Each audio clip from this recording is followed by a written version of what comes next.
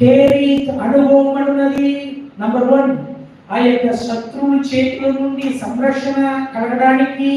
Number 2 ముందర ఉండేటువంటి ఆ యొక్క మునుపటి ఉండేటువంటి అనుభవం, లేకపోతే మునుపటి వెళ్ళవలసినటువంటి ఆ యొక్క అనుభవంలోనికి ముందుగా మనల్ని పరిపక్వం చేయడానికి. నంబర్ 3 ఏమిటి?